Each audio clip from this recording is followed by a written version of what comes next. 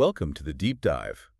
Today we are taking an unflinching look at one of the most uniquely awkward and just persistently brilliant comedies of the 21st century, the British sitcom Peep Show. Yeah, Peep Show. It's a show that's just full of contradictions, isn't it? Ran for an incredible 9 series on Channel 4, 2003 right through to 2015. 9 series. That's a long run. It is. And get this, by 2010, it was already the longest running comedy in Channel 4 history, just in terms of years on air, which is pretty amazing. But, and this is the kicker, it never quite became that huge ratings hit you might expect, right? Yeah. Despite all that time on air, despite the critics loving it. Exactly. For all its staying power, all that critical loyalty, it just wasn't a ratings juggernaut, not in the way other big sitcoms were. So that's the core paradox we really want to get into today. Our goal, for you listening, is to figure out how this series, a show often pulling in just, maybe 1 million viewers, managed to get such glowing reviews and build this incredibly dedicated, almost religious cult following. We're going to unpack the technical side, that unique format, Right. which, seems to be both its genius and maybe its stumbling block for mass appeal. And the themes, of course, that relentless bleakness about modern life. Definitely. So structurally, it's simple enough on the surface. Right. 9 series, 54 episodes, and it all revolves around these two best friends, Mark Corrigan and Jeremy Usbourne. Total opposites, totally codependent. Completely living together dysfunctionally in a flat in Croydon, South London. But the show itself, it's this complex mix, isn't it? It feels like a standard sitcom sometimes. But then it throws in farce, pure black comedy, and oh God, the cringe. So much cringe. It's like weaponized cringe comedy. Right. It doesn't just let you watch the awkwardness, it forces you inside it. Yeah, you're implicated. And the writers, Sam Bain and Jesse Armstrong, they were pretty upfront about the darkness they were exploring. What did they say? Well, Bain described it as showing the stubborn persistence of human suffering, pretty heavy for a comedy. And even more provocatively, he said it was about why ordinary people are evil. Just, wow. That's quite a statement. Ordinary people being evil. Yeah. Armstrong, on the other hand, kind of framed it a bit more personally, calling it an exploration of oddball male friendship. And you feel like those two things, Yeah. the suffering, the evil, the oddball friendship, they're all tangled up together in the show. Absolutely. They feed each other constantly. Okay, so let's get into that technical side, the production, the point of view thing, because that's really the reason we're here, and it's even in the title, Peep Show. Right. It's not about, actual peep shows. No, thankfully. It's because you, the viewer, are constantly peeping inside the characters' heads. Yeah. You get their literal point of view shots, seeing what they see. And crucially, you hear their inner thoughts, their voiceovers. That's the absolute masterstroke. We don't just see the action unfold, we see it almost entirely through Mark's eyes, or Jeremy's eyes. And we hear that running commentary inside their heads. And the comedy comes from that gap. Right. Right, the huge difference between what they're actually saying or doing. And the awful, petty, insecure, or just completely narcissistic stuff they're thinking. Yeah, like Mark will be nodding politely at someone at work. Mm-hmm. And inside his head, he's thinking, God, I wish he'd just leave. Or worse. Or much worse. And that's what makes the cringe so potent. It's not just watching an embarrassing situation from the outside, like in, say, The Office. Right, that's observational cringe. Exactly. With Peep Show, you're forced into the thought process that leads to the cringe moment. You understand why they're making this terrible decision. You're kind of complicit in their failure before it even happens. It's uncomfortable. Deeply uncomfortable. And making it work, production-wise, must have been a nightmare. Because that style, it wasn't optional, it was everything. So how did they actually do it? Single camera, obviously. Yeah, single camera. And a lot of technical juggling. In the early series, they properly experimented with head-mounted cameras, like literally strapping cameras to helmets or hats. Wow. To get that exact eye-level perspective? That was the idea. Give the viewer the identical visual viewpoint. Sounds incredibly fiddly. And I guess the footage wasn't always great. That's what the sources say. The concept was strong, but the actual footage quality, especially if Mark or Jez moved suddenly, could be pretty poor. So they gradually moved away from relying solely on that. So what did they do instead? They started using other techniques more often. Filming scenes multiple times from different angles, sometimes holding the camera right over the actor's shoulder, trying to mimic the POV. Or right in their face. Or right in front of their face, yeah. Which meant every single interaction, every glance, every reaction needed incredibly careful planning. Lighting, focus, continuity. Must have been intense. Way more complex than your standard sitcom setup. Oh, absolutely. No wonder David Mitchell. Mark joked at a screening that filming POV is just a stupid way to film things. He probably wasn't entirely joking. Probably not. He said it was much harder than the normal way. And that difficulty, maybe that's why nobody really tried to copy it wholesale. It was too much hassle. So where did this stupid, brilliant idea actually come from? It's quite an interesting lineage. Bain and Armstrong saw this Channel 4 documentary in 2000 called Bean Caprice. It used POV shots. Okay. But Bain himself called it a third-hand steal because Bean Caprice had basically lifted the technique from the Spike Jonze film, Being John Malkovich, from 1999. Ah, right. Being John Malkovich. Makes sense. Yeah, so they saw that literal viewpoint in the documentary and immediately thought, hang on, we can use this for comedy.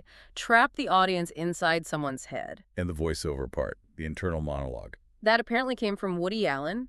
Specifically, a scene in Annie Hall where subtitles pop up showing what the characters are really thinking while they're having this polite conversation. Oh, yeah, I remember that. Brilliant scene. Yeah. Isn't it? So they combined the visual POV with that internal thought reveal. And Mitchell was probably right when he said that without that style, the show could have just felt like, spaced or men behaving badly. Good shows, but different. The tech wasn't just a gimmick. It was fundamental. It was the show in many ways. It's also interesting how it developed. It wasn't Peep Show from day one. No, it grew out of an unproduced script called All Day Breakfast. Mitchell and Webb weren't even attached initially. And the working title was just POV. Very literal. Very literal. And there was another dropped concept where the characters just watched and discussed TV, which sounds less exciting. Definitely less exciting. And originally, Olivia Colman's character, she had a voiceover too. In the pilot. Yeah, apparently so. But they cut it. Good call, probably. I think so. Keeping it just Mark and Jez really doubles down on their isolation, their self-absorption. You only ever understand the world through their warped perspectives. Adding Sophie's thoughts would have, I don't know, maybe diluted that focus. Made it more balanced, less intensely claustrophobic. Exactly. Which wouldn't have been Peep Show. Okay, one last thing before we dive into the characters themselves. The setting. Yeah. Croydon, South London.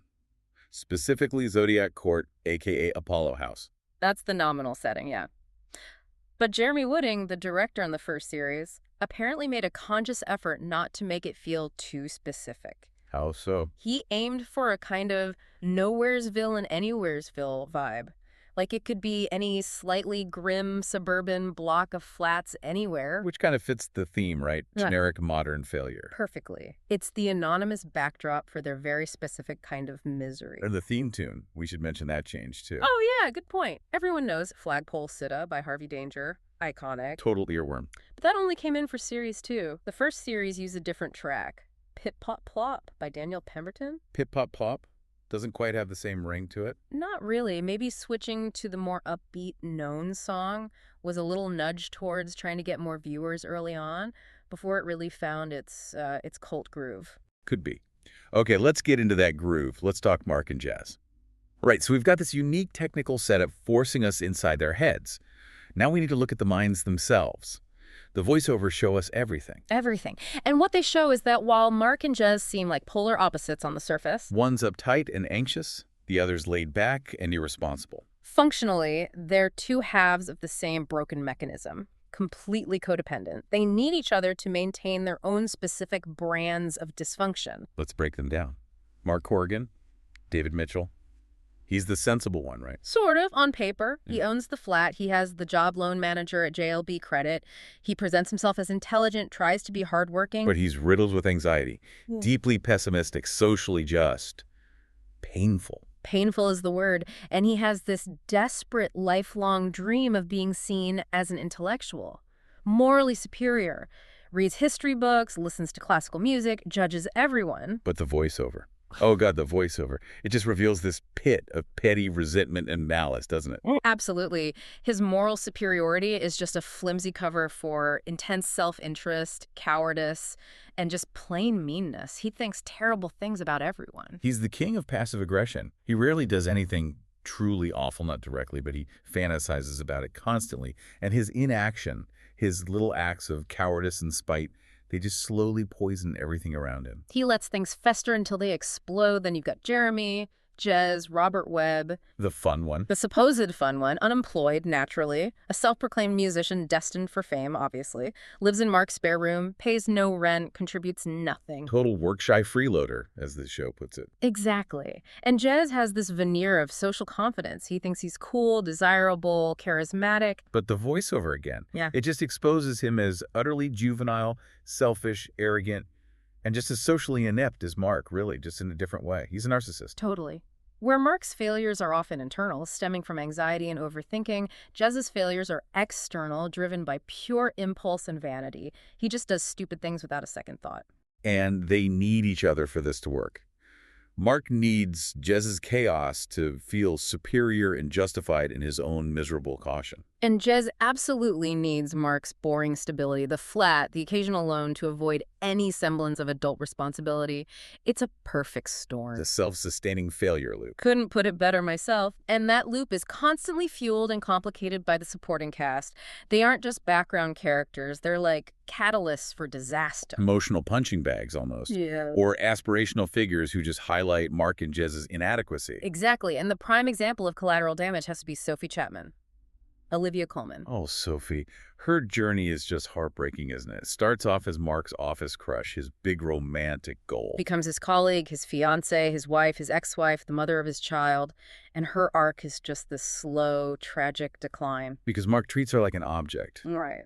A goal to be achieved rather than a person. Pretty much. His obsession, combined with his utter inability to be honest or brave, just grinds her down. It pushes her towards instability, the drinking, the drugs we see later on. She's like the walking embodiment of the damage Mark and Jez inflict when they try to interact with the normal world. God, yeah. Then on the other end, you've got the person Mark wants to be, Ellen Johnson. Johnson. Patterson Joseph, brilliant performance. Mark's boss, his senior manager at JLB. And Mark absolutely worships him, sees him as this incredibly suave, confident, successful alpha male. He's desperate for Johnson's approval. But we, the audience, and even Mark deep down, can see Johnson is just toxic. Yeah. He's reckless, completely self-absorbed, kind of predatory. He's just another type of failure, really, just one wrapped in a nicer suit. He's the hollow male fantasy Mark chases. Exactly. Then there's the agent of pure chaos. Super Hans. Super Hans, Matt King, has to be mentioned. Jez's bandmate, main drug buddy, appears in, 36 out of 54 episodes? Practically a main character. We don't even know his real name for ages. Until Series 9. Turns out it's Simon. But yeah, Hans is just this force of nature, constantly dragging Jez, and by extension Mark, into more and more ludicrous and dangerous situations. He's Jez's id unleashed. Can't forget Jeff Heaney either. Neil Fitzmaurice. Jeff, Mark's office nemesis. The manly one, always competing with Mark, especially over Sophie early on. Mark hates him because Jeff is everything ever. Mark is an outwardly confident, reasonably socially functional blokey. He represents that uncomplicated masculinity that Mark both despises and secretly envies. And later on, there's Dobby, Izzy Seti. Right, Dobby. The IT worker. Mark sees her as a kindred spirit, another misfit, his chance at real connection, the one. Which naturally leads to another incredibly dysfunctional relationship, largely because Mark can't help but sabotage any chance of happiness he gets. It's par for the course with Mark. If something seems good, his internal mechanisms kick in to destroy it. #5.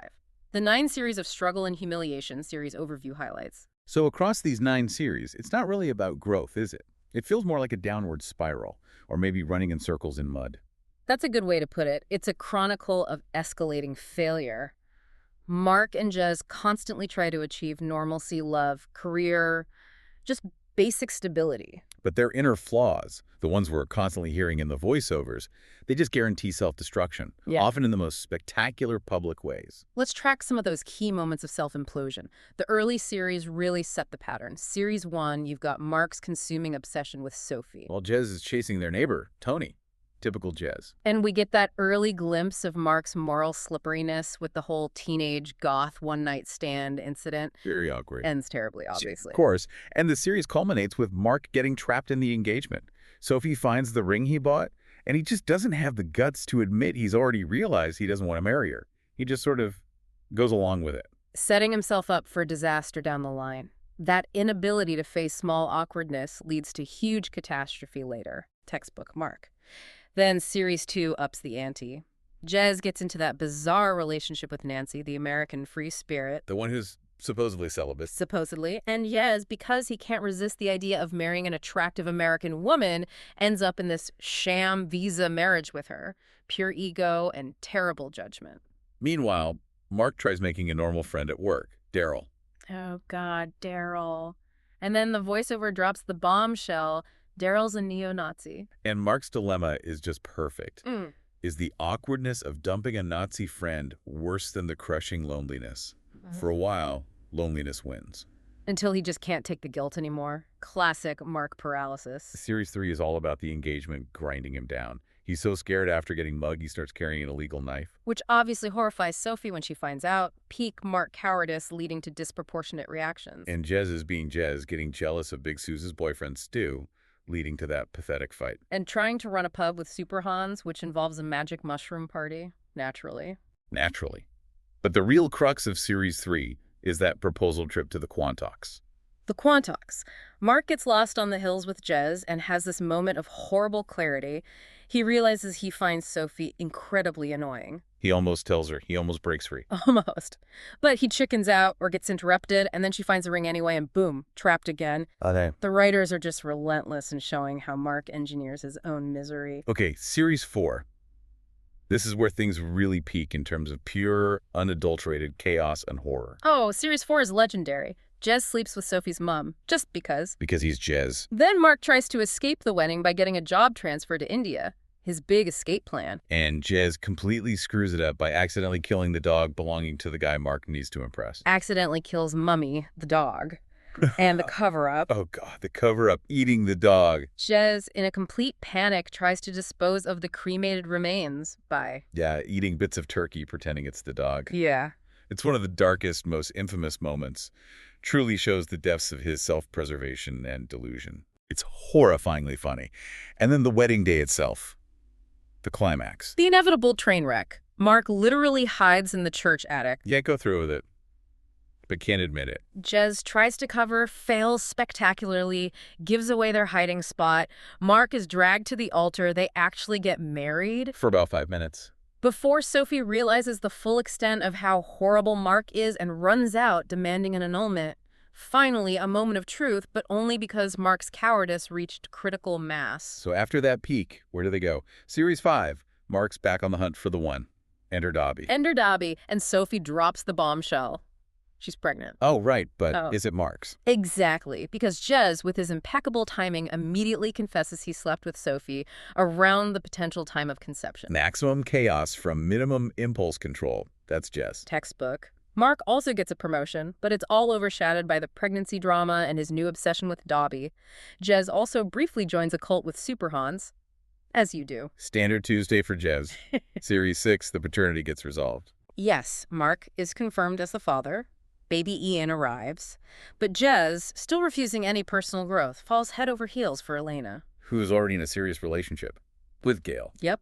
Leading to the dramatic climax where Sophie goes into labor, Mark, surprise, surprise, has lied about passing his driving test. Of course he has. So a very drunk Jez has to drive her to the hospital. He nearly runs over Gail in the process and then blurts out his affair with Elena in the car. Just utter carnage. And again, you see how their flaws enable each other. Mark's lie puts Jez in the driving seat, literally. Their codependency is actively dangerous. Okay, Series 7.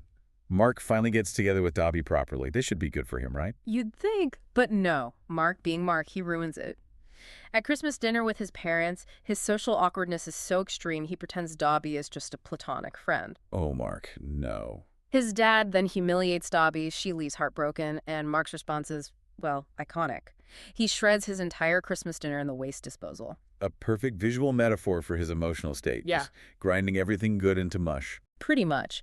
That series also has that great plotline where Jez pretends to be really intellectual to impress Zara. Leading to them getting locked in her flat. And Mark missing his own son's christening as a result. See? Their friendship actively sabotages any chance either of them has at a normal life event. Okay, nearing the end. Series 8. What fresh hell awaits? Well, Gerard, Mark's other nerdy colleague and rival for Dobby's affection, dies. Which complicates things. Mark is waiting for Dobby to move in. Jez tries therapy. paid for by Mark. Briefly. Then immediately tries to become a life coach himself, using a fake certificate Mark helps him make. It's always one step forward, 3 steps back into delusion. And how does the Dobby situation resolve? It culminates with Dobby deciding she's had enough of both of them and taking a job in New York. She literally runs away as Mark and Jez are declaring their love for her while simultaneously having a physical fight. That sounds about right. A fitting end to that whole saga. Utterly fitting. Which brings us to the final series. Series 9. The final act. The final rut, perhaps. It's definitely the final rut. Jez has to move back in with Mark after an incredibly bleak period living in Super Hans's bathroom. Grim. Mark, incapable of learning, becomes obsessed with finding April, that woman from Series 2 he thought was perfect even though she's now married. He even tracks Dobby down in New York, doesn't he? He does, flies all the way there only to get beaten up by her new American boyfriend. Mark's failure goes international. And the finale. How does it all unravel? Predictably, catastrophically. All the lies catch up.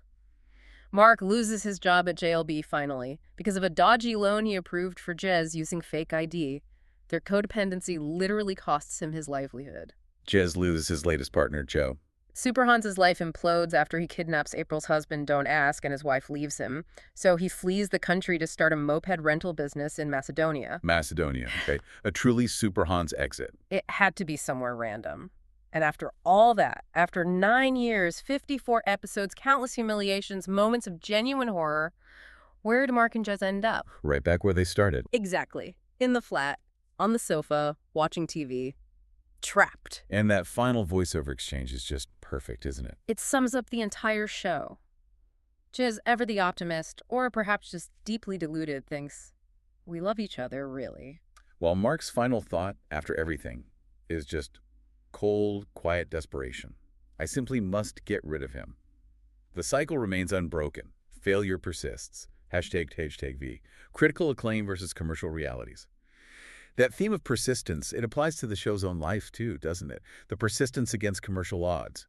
Because the critics adored it. Unanimously, really. Oh, completely. The Guardian called it the best comedy of the decade. The Times praised the scorching writing, put it in their top TV shows of the 2000s. The acclaim was consistent and widespread. It wasn't just broadsheet critics either. You had big names in comedy championing it. Right. Ricky Gervais was a massive fan, called it the best sitcom since Father Ted. I praise indeed. And he actually called it a debacle that it wasn't winning more awards early on, specifically mentioning the 2005 British Comedy Awards. He felt it was being overlooked. But its reputation has only grown since it ended. It still pops up in best ever lists. All the time. Like 13th greatest British sitcom in a Radio Times poll in 2019.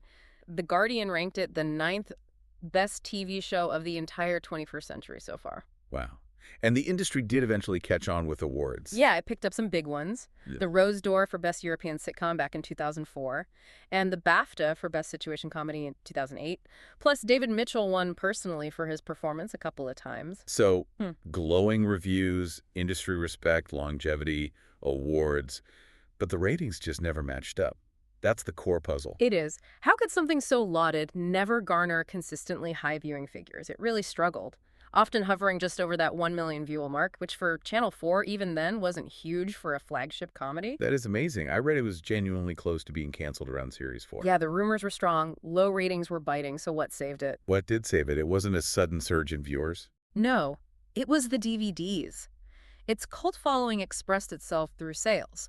The sources mention around 400,000 DVD sales being cited at one point. The old physical media lifeline. Exactly. It proved that even if people weren't watching live, there was this incredibly dedicated audience willing to pay money to own it. It gave the execs a different way to measure success, a non-traditional metric. It basically bought the show more time, repeatedly. It's a fascinating early example of how viewing habits were changing, finding an audience outside that traditional broadcast slot. Definitely. And ask anyone involved why the mainstream ratings were low. They all point to the same thing. The POV filming style. The POV style. The very thing that made it unique and brilliant was also its biggest commercial barrier. That's the irony. Producer Andrew O'Connor, Bain, Armstrong, they all basically said that while the POV got it commissioned, maybe even saved it after Series 1, it actively stopped it from being a breakout hit. It just prevented it from crossing over into the mainstream. Because it's demanding, right? You can't just have it on in the background. It forces you to engage, and it's often uncomfortably intimate. Exactly. Too much effort, maybe too much psychic discomfort for casual viewing. Did changing the time slot help at all? A little bit. When they moved it to 10 p.m. for Series 6, it did get its highest ratings, about 1.8 million. But that was kind of a blip, not the norm. Still not huge numbers, really. Not compared to the big hitters. Just one final point on its media life. Even cult classics aren't immune to changing times. How so? Well, in 2020, a scene from Series 2, the one where Jez wears blackface as part of a doomed relationship plan. Oh, right. That scene. That was removed from Netflix due to concerns about racism. Yeah. Shows how even established works get reassessed through modern lenses. #6, the American Adaptation Challenge. Okay, so critically adored, cult hit in the UK. Surely America came calling. They love adapting British shows. Oh, they tried. Repeatedly. The story of the U.S. Peep Show adaptations is a story of consistent, almost comical failure. Really? None of them even got to series. Not a single one. Which, maybe, tells you everything you need to know about how uniquely British, or perhaps just uniquely Peep Show, the formula was. When was the first attempt? Way back in 2005, Carsey Werner, the company behind huge hits like Cosby Show and Roseanne, they made a pilot. And who was in it? Johnny Galecki. Before The Big Bang Theory, he played the Mark character. Wow, okay. So they had recognizable talent. What happened? Why didn't it fly? You have to imagine it just didn't translate. That specific flavor of British awkwardness, the deep-seated pessimism and self-loathing of Mark Corrigan, it's hard to picture that landing in a mainstream U.S. sitcom format. Which often needs characters to be, fundamentally likable or at least redeemable. Mark and Jez are challenging on that front. Very challenging. And the POV style, the slower pace compared to typical U.S. comedies, it probably just felt weird. Yeah. So that 2005 pilot went nowhere. But they didn't give up. Nope. In 2008, Spike TV, remember Spike TV? They commissioned another version. This one had some serious behind-the-scenes talent initially attached, like Robert Wyde from Curb Your Enthusiasm.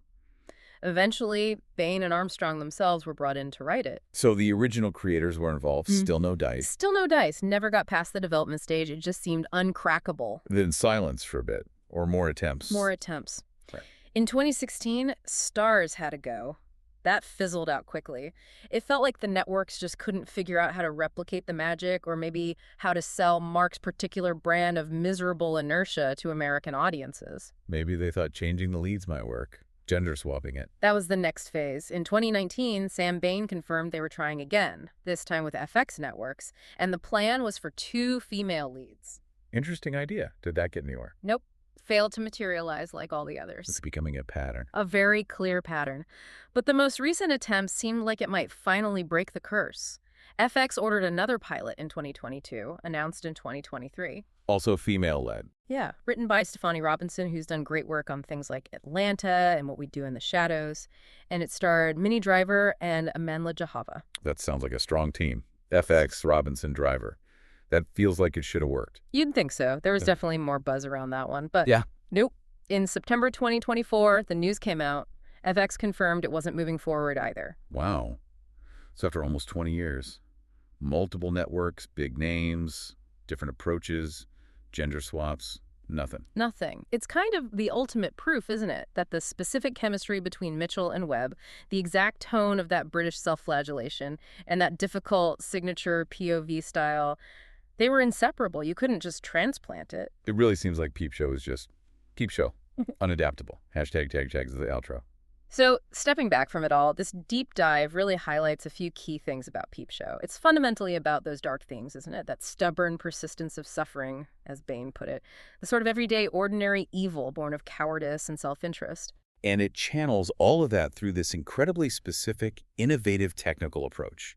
The POV shots, the voiceovers. That technique was the engine. It created the unique humor, that uncomfortable intimacy. But it was also, paradoxically, what held it back from huge mainstream success. Yeah, it made it a critical darling, a cult classic, saved by DVD sales. Yeah. But maybe too demanding, too weird for a massive audience. And ultimately, after all the schemes and disasters, Mark and Jez end up stuck. Yeah. Right back where they started, trapped by their own failures and their toxic dependence on each other. The journey was entirely circular. 9 years of chaos leading precisely nowhere. It was kind of the bleakly brilliant point of it all. It perfectly illustrates that theme, the stubborn persistence of failure, zero progress. And that circularity, that final scene, Jez thinking they love each other, Mark thinking he has to get rid of him, that's what sticks with you. It ends on this note of profound, unresolved stagnation. Yeah. Which leaves us, and you, the listener, with a final thought to chew on. The show puts us right inside their heads. We know everything they think. So is the stubborn persistence of this oddball male friendship, as Armstrong called it, is that bond actually more profound? Or is it just more tragically inescapable than the persistent suffering it clearly causes both of them? Are they bound by affection deep down? Or just by mutual failure? Something to think about.